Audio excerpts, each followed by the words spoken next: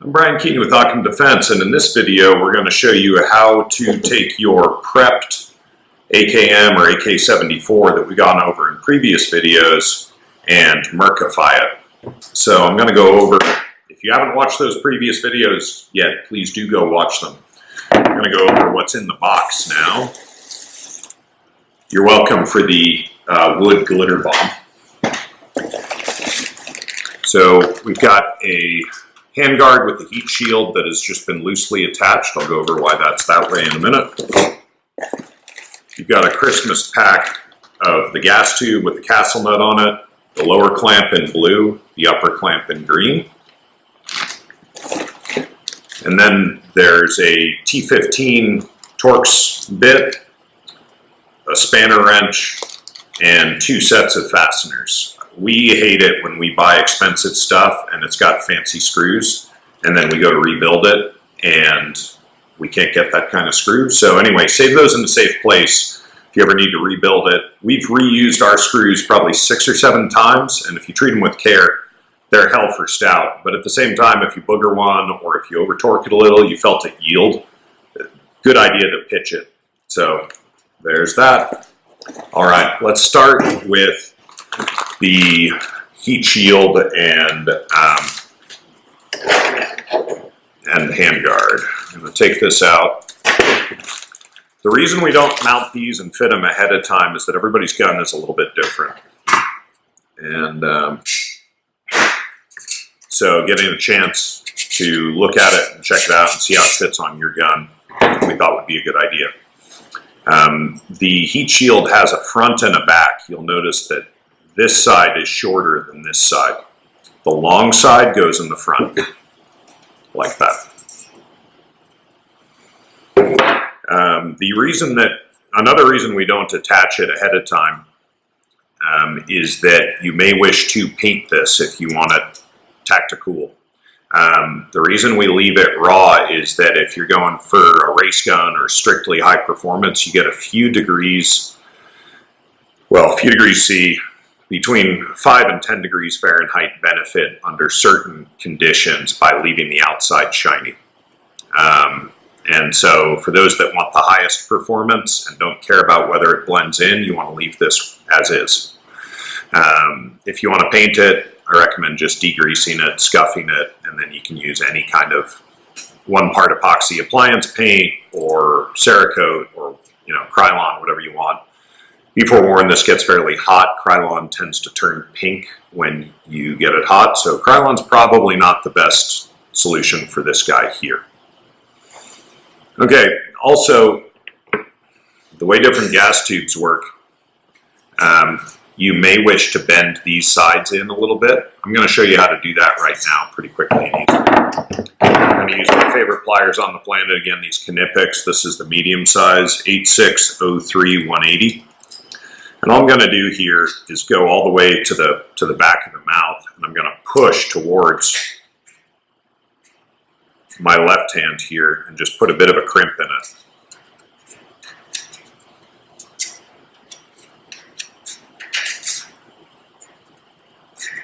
I'm just going to go along and take my time and just crimp that seam in there. You can use any kind of pliers you want, but I think these work really well. Okay, we'll do the other side.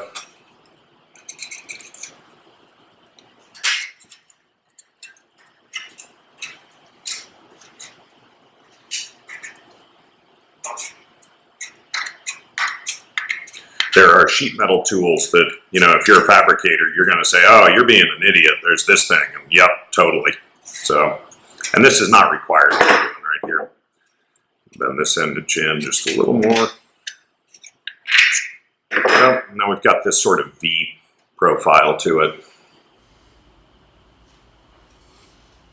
The last thing that is not required, but I may suggest doing, is near the back end of the heat shield with the short part. Occasionally you'll hit the castle nut. You can spend a lot of time getting it tucked in there, but for our purposes today, I'm just going to cut a little window out of it. It's not precise by any means.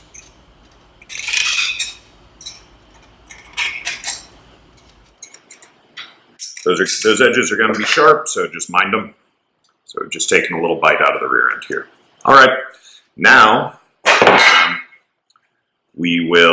feeling pretty good about this one fitting just fine. So what I'm going to do now is show you how to put this on.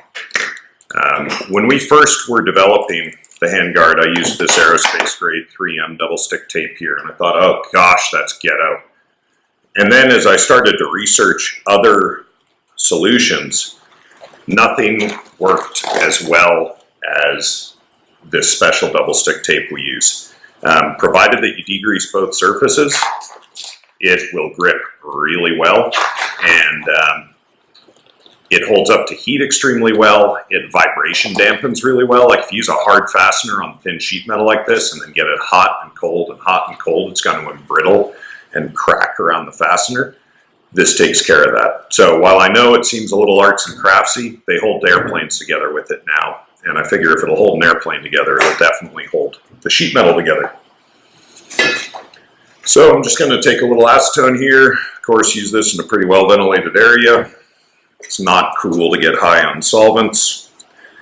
So we're just going to wipe this bottom section here. This comes out of the box degreased, so as long as you don't get it dirty, you're going to be fine.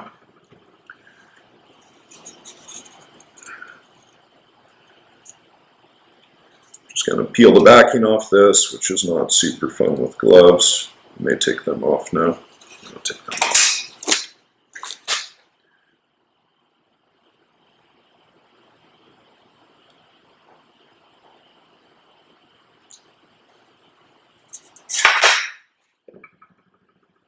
Just going to center that in both windows there.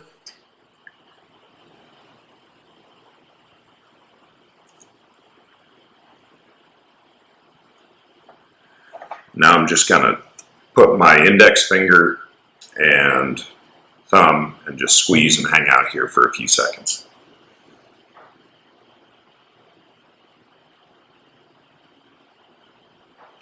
Okay, now that that's done, I'm going to peel the other side off.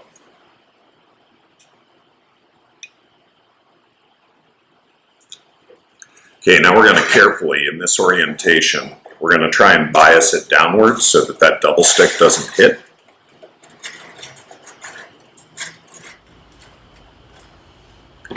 May need to hold it down with something as it goes by because it'll want to spring up a little bit potentially.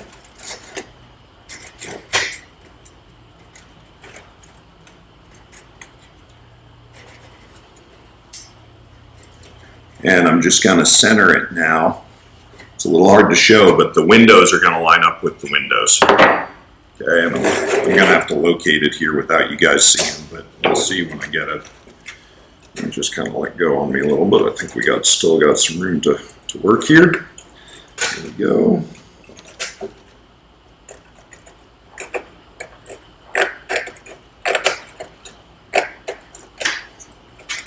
Okay. So you can see now, those are centered quite nicely. I'm going to hang out here for 5 seconds, 10 seconds. Okay, now we're done. So if you already painted it, of course, I should have said this earlier actually, mask off the areas. If you're painting it, mask the areas where the double stick goes. Just put a little piece of masking tape there, do your paint, pull the masking tape off, degrease, go to town. Okay, heat shield is good to go. Now we're going to pull out our Christmas tree or Christmas decoration bag here.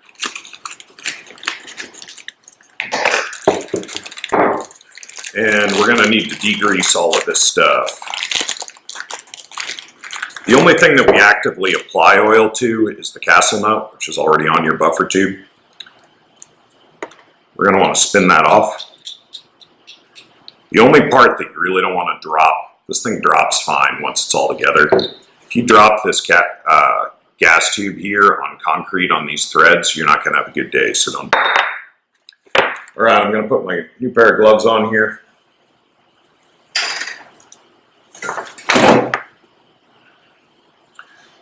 And we're going to degrease these.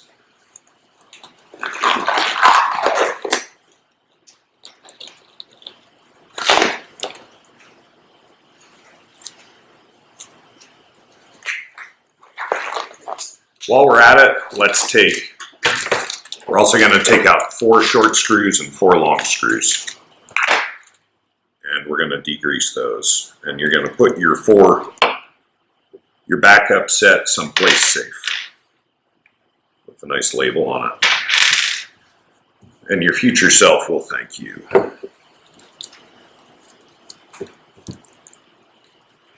Okay, so now we've got all of our parts that need to get degreased. I'm going to hose them down just a little bit here.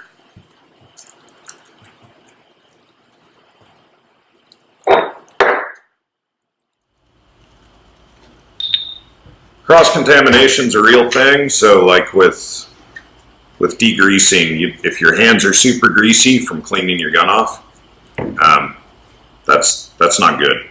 So do try and kind of either put on a pair of gloves or change your gloves or whatever. Okay, that castle nut's good to go. Now I'm going to put a little more on these screws here. Even though they've got the nylon patch on them, I highly recommend using blue Loctite along with them. Okay, got those there. Now, the places that I really care about being degreased on the upper clamp are the screw holes and the part that interacts with the bore.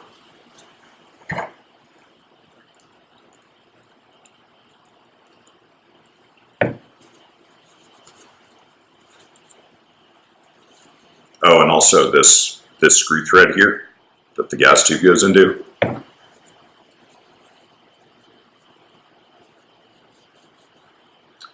Got that. On the lower clamp, it really is just the bore. And I think we're good to go.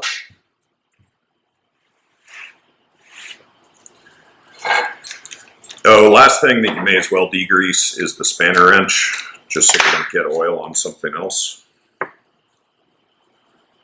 And then mind your gloves, because there will be oil on them from grabbing the wrench. Okay. Everything out of the way here. So the first thing we're going to do, we're going to dry fit all of this first, and then we're going to wet fit it. So we're going to spin our castle nut back on. We're going to carefully screw the gas tube into the upper clamp.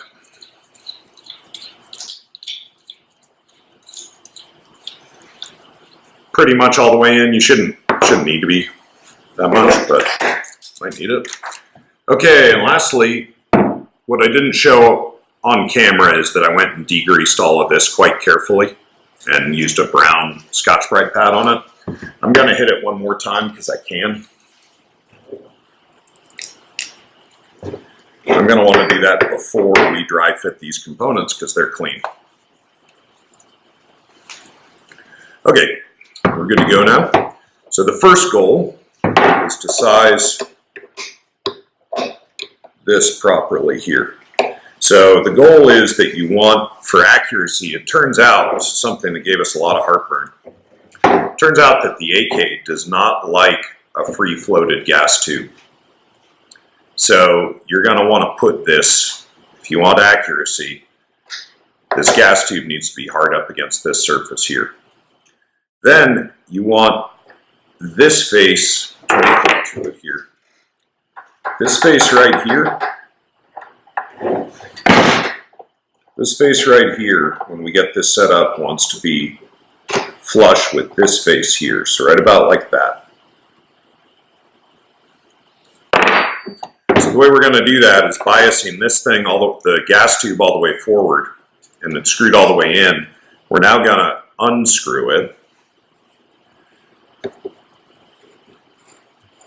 and let it push itself towards that rear face on the trunnion. And this is the way we figured out so that it'll work for pretty much any AKM out there that's not, you know, Yugoslavia, the weird ones. This will not work on milled guns, but if you watched the earlier videos, you'll know that because the barrel journal for the rear sight block is 18.5 millimeters or 40 thousandths larger than 6.92. Okay, there's that. Now we're going to put on our dust cover and make sure that that fit is okay, which it should be. You shouldn't have any issue there. Then we're going to put our lower clamp on, and then we're going to take this whole thing and carefully slide it through the heat shield. Got a little resistance here, and I'm not just going to force it, I'm going to look at what's causing it. And in this case, it's the gas tube is hitting the heat shield just a little bit in that little cutout I made. And so, yeah, I just wiggled it, and it eventually got over the hump. You may need to move the lower clamp up a little bit forward. This is a precision fit on everything in here. And you may need to toe it in a little to get it to sit down. Okay?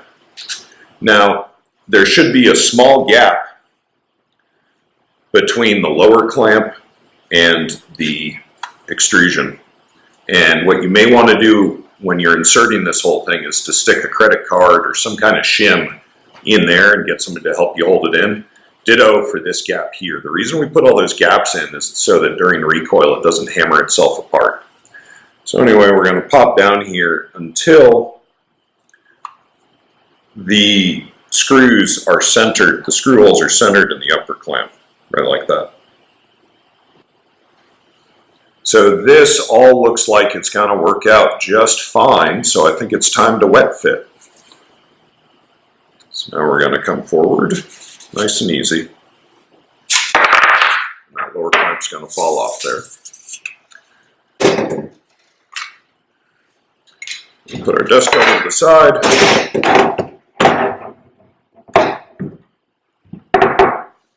This all goes much better if you have a magazine. It's like the one thing that Tapco makes that I think is not unholy is their magazine vice block thing. It's a really good product. Actually, their front side adjustment tool is pretty good too. So we're gonna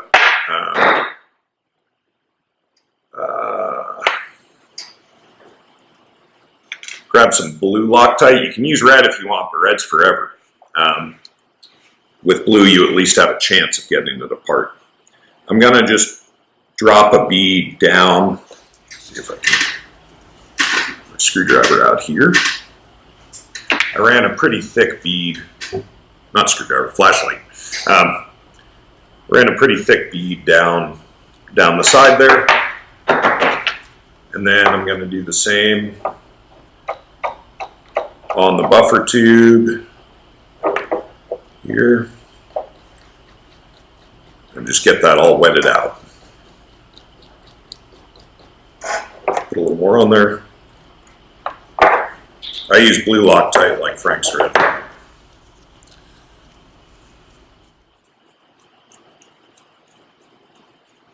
We'll screw this all the way in again. And then we're going to put a drop of Loctite down every hole. And this is actually putting out more Loctite than I would use. This little squeeze bottle is not my favorite. This is getting a little silly. I'm going to use some of this extra here, and I'm going to run a thin bead on the bore and on the barrel here. And I know there are actual products for like bearing compound and stuff for this, but blue Loctite seems to work pretty good. Okay, there's that one. Now I'm going to put a little blue Loctite in the lower clamp as well, just in the bore. Don't need it anywhere else.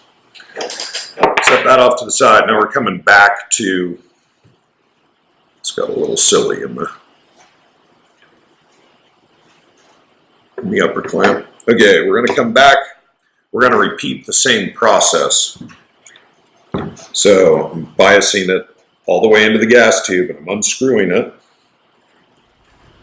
and just setting it up so it's just right when I'm pushing it that way. Now I'm going to hold firm to the gas tube and push down. and that's going to help me stabilize everything.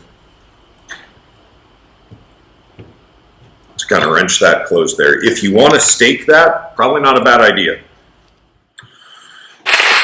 Okay, that's like the hardest thing. So let's do the fun part now. So we've got Loctite in all the places.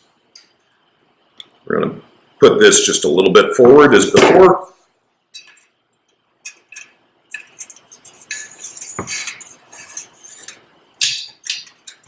We're going to have to hop up over that gas tube again.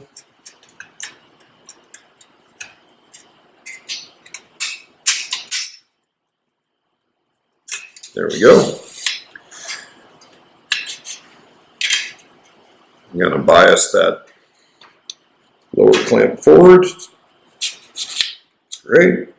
Coming back.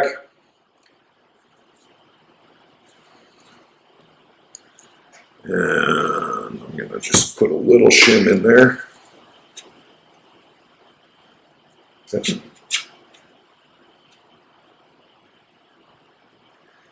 There we go. Oh, a little further. There we go. Now I'm going to put in the dust cover, and that just kind of helps bias the whole works forward. It lets me push on that upper clamp, make sure everything's biased forward. I feel good about that. Now I'm just going to have a look with my flashlight here and make sure that all my holes are lined up well, and they are. If they're not lined up well, a screw isn't the best thing to wrench them back and forth with. What I'd recommend is taking your mallet and tapping the lower block with the soft face, plastic face. See this gap right here?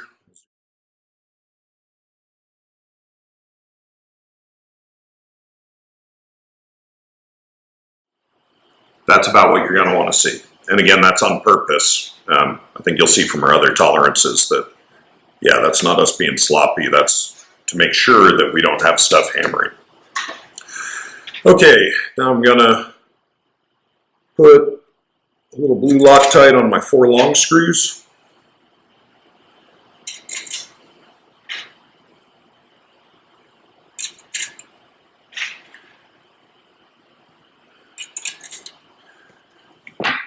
And I'm going to start these all by hand, and we're just going to get these starting to be snugged.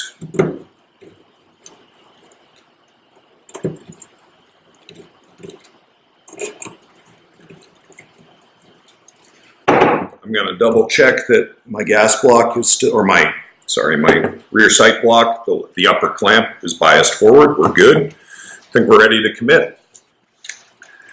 So now I'm just going to go just until this one starts to snug. And then just as this one starts to snug, I'm going to the next here. Kind of like you're doing changing the tire. And the reason that I didn't give you guys a regular Allen screw in the kit is that every adult who works with guns should have a Torx screwdriver. This one's 40 bucks on Amazon. They're really, really worth it. It's good for scope rings. It's good for this stuff. Keeps you from being dumb. We're going to bring this up to 35 inch-pounds.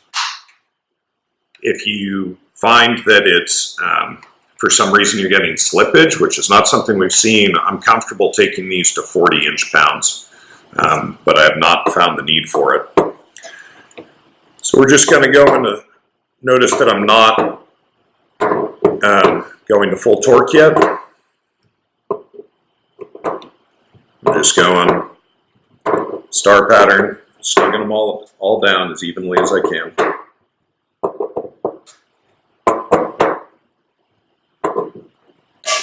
There we go. Great. So we're good there. What you may have noticed before is that when we first aligned everything, that these screws didn't line up vertically. They lined up horizontally. By the time you're done snugging, they should now be vertically and horizontally aligned. Now's the time to put in your side screws. And we're going to Loctite everything. These screws aren't, man, this thing just wants to explode. I'm going to just give myself a little drop on the table and work from there. The screws on the side are kind of belt and suspenders. This system is actually stiffer than the barrel without those screws. It's pretty fun to be able to bend a barrel with you can kind of do that.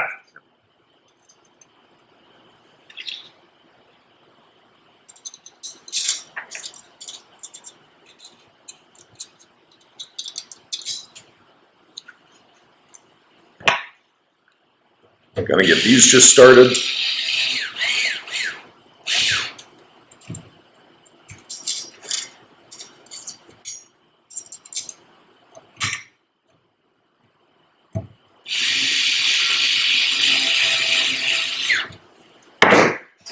Now I'm just gonna do the same thing, although with these, I don't really think that a star approach is strictly necessary. If you want to do that, you absolutely can.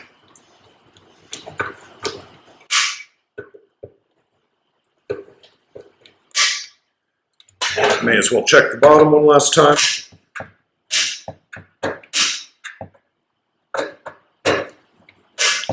And that is the show. Wipe things down a little bit.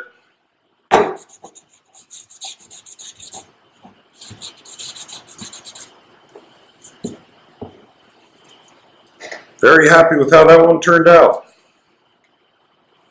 So now, there's nothing left to do but put our fire control group back in as I lose it here.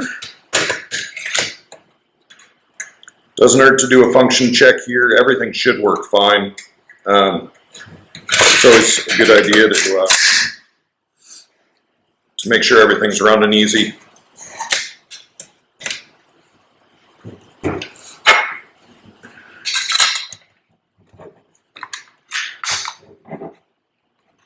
Yeah.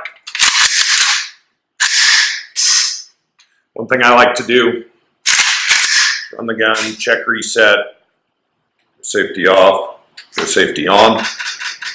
This is a customer gun. That's way more play than I like to see in an ALG, so I'll probably fix that for him. You only want, I think it's maximum 0.08 of an inch between the safety and the top of the pin that's on the rear trigger, on the rear of the trigger there. So I can tell that's way over spec. Yeah. So, yeah, in terms of accessories for the MERC, the things that I feel are like required equipment are the CZ Evo iron sights. They're available at CZ USA. We also sell them if you want to give us a call. And then any kind of a low mount with an Aimpoint Micro type solution on it. The Holosuns work pretty good for us. The Midwest QD mounts, the ARMS number 31 low mounts, any of those. The Midwest will give you a lower 1/3 co-witness. With the CZ Evos, the ARMS will give you a 50% co-witness.